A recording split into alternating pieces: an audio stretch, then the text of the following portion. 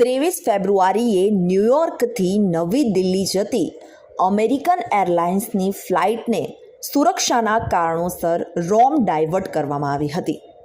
બાદમાં સુરક્ષા ચિંતા અવિશ્વસનીય હોવાનું નક્કી થયું.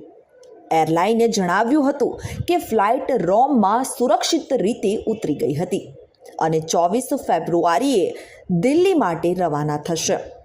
જ્હોન એફ કેનેડી ઇન્ટરનેશનલ એરપોર્ટથી રવાના થયેલી ફ્લાઇટ નવી દિલ્હીના ઇન્દિરા ગાંધી ઇન્ટરનેશનલ એરપોર્ટ તરફ જઈ રહી હતી. અમેરિકન એરલાઇન્સે એક નિવેદનમાં જણાવ્યું હતું કે ન્યૂયોર્કથી દિલ્હી જતી અમેરિકન એરલાઇન્સની ફ્લાઇટ 292 સંભવિત સુરક્ષા ચિંતાને કારણે રોમ ડાયવર્ટ કરવામાં આવી હતી.